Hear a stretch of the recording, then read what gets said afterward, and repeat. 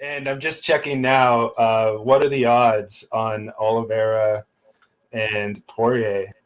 Oliveira is the Dustin underdog. Poirier. Yeah, I think it's Dustin Poirier minus 185. I see on FanDuel minus 130, Oliveira plus 120. And then I see it's not even referenced at our good friends at Best Fight Odds. Dustin Poirier is like a minus 185. Yeah, and Oliveira plus 155. I got to say, we'll put this into context, but, for first of all, when do you think that fight would be? It's got to be in the US, so it probably won't be one of those Fight Island events that's coming up in like October. I could see this being like New Year's. Maybe that works out, or something like that. And I gotta go Dustin. I gotta do it, Dustin. Yeah, it's a phenomenal fight. First off, and Al, I almost feel like Oliveira's ready. Oliveira, I think, if they would have said, "Hey, you want to warm up in the back for 20 minutes and come out and fight Poirier tonight?" The dude probably would have done it. The dude's about that life, you know what I mean? But I honestly feel like the ball's probably in Poirier's court. I would honestly understand if this guy wanted to take, 6 months, after the McGregor saga, right, at this point. Like I said, though, at the same time, I wouldn't be surprised if they give him a quick turnaround. He's healthy. You know what, though? I say he's healthy. There's a chance they go back and he goes, you know what, now that the adrenaline stopped flowing, you know what, I maybe do have like a foot fracture or something up with an elbow. Who knows? But I think we'd see this fight sooner than later. And Al, that's a good matchup, dude. And I'm very intrigued by these odds, Do Bronx is just a different animal now. But you know who else is a different animal? Dustin Poirier, dude. So all I know is I'm way hyped.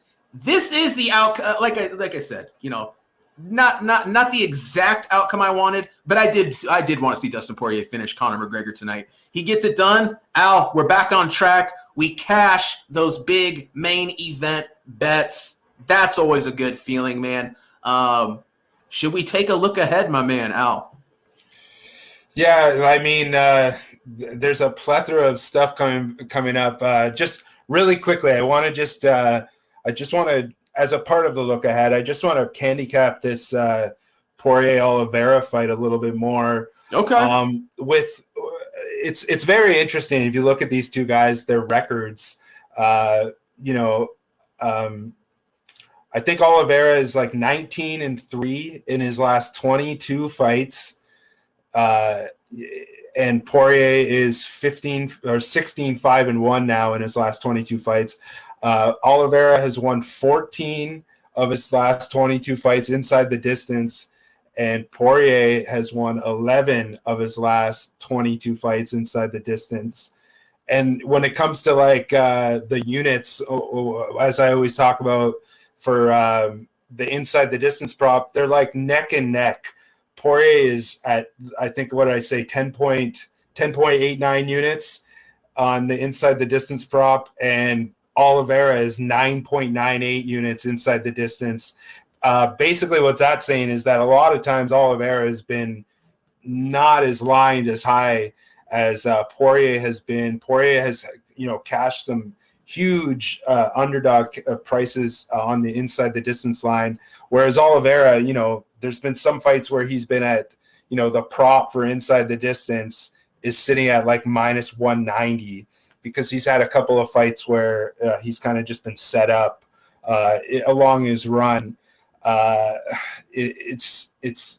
would have to see more where this line goes, obviously, but when it comes to just all around ability, just to have seen what Chandler was able to do with Oliveira. I know Oliveira is a dog, but I feel like this, just as we've heard, all throughout fight week, how much a trilogy changes a fighter. I feel like Poirier has chiseled himself to a whole other level here. And, not taking anything away from Oliveira, but if the line stays in that minus 130 range, I would lean further towards Poirier here. What do you think? Well, right now, man, it's like these numbers are all over the place. You know, one book's offering this, another book's offering that. I mean, like as it stands right now, I'm actually pretty intrigued by that plus 150 Oliveira. Like that, and I think we're going to see this level out. I think we see this fight go off. Poirier is absolutely going to be the favorite. But I'm just wondering where this line settles out at. And I'm thinking it probably does sit around. I think Poirier probably goes off somewhere around a minus 170 to minus 185 range. That's where I see this fight playing out. And at that number, God, Al, I just don't know, man. It's just such a good fight. Both guys so skilled in every area. You know, Poirier just, I mean, straight up, is there a more complete mixed martial artist than Dustin Poirier? I mean, just straight up, like I talked about, the guy's not flashy. The guy's not Mr. Highlight Reel. But the dude does everything really good, you know? Who has he not looked good against? The greatest fighter of all time, Khabib Nurmagomedov. And that's about it, you know? He lost some fights early on, got finished. But just right now, this dude's just hitting on all cylinders. And it seems like as that fight stays standing, you've got to think Poirier has the advantage on the feet. But, man, Charles do Bronx Oliveira looks so gnarly on the ground. His takedown in wrestling has improved so much. It's a tricky one, man. I think if Oliveira gets on Dustin's back, it's going to play out very similar to what we saw Khabib do. I really do. I think there's a good chance Oliveira gets on dude's back and finds a choke. Is he going to be able to get there? Is he going to be able to withstand that barrage and that stand-up game of Poirier?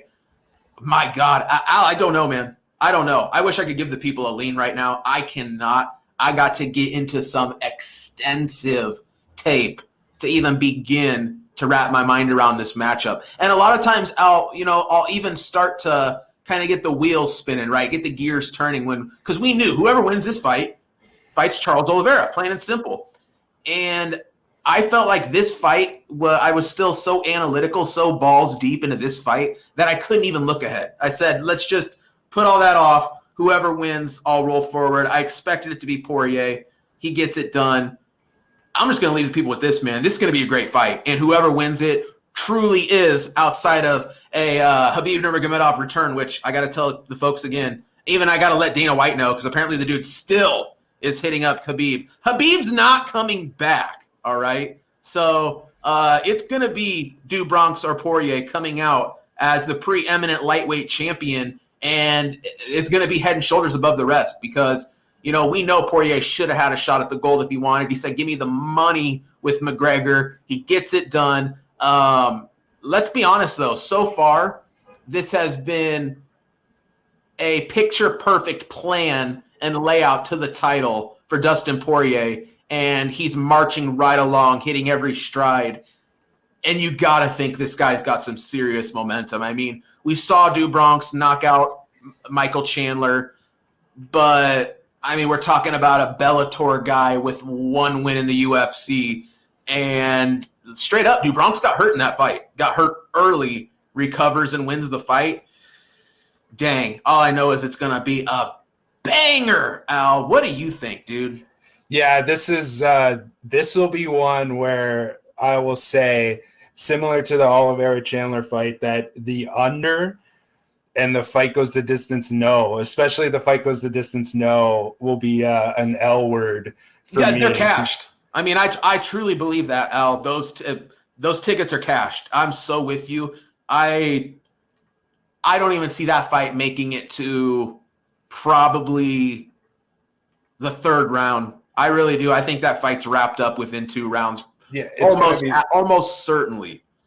It'll be a very similar fight to Oliveira Chandler. And then one other thing, I know that the reason that they did it the way that they did it with Oliveira Chandler is because they didn't want to put Gaethje Poirier together, seeing how they both just lost to Khabib, and it kind of diminishes your title, which we'll talk about when we get to UFC 265 in a second.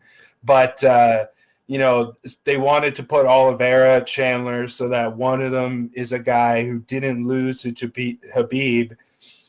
And now you got to look at it like, even with Poirier having lost to Khabib, right? He now beat Conor twice. There's no diminishing that title now if Poirier ends up getting it. Even with the loss to Khabib, it's just like, it doesn't matter. Khabib's gone now. If Poirier wins that belt, he is going to put himself up there as to one of the greatest UFC lightweights of all time.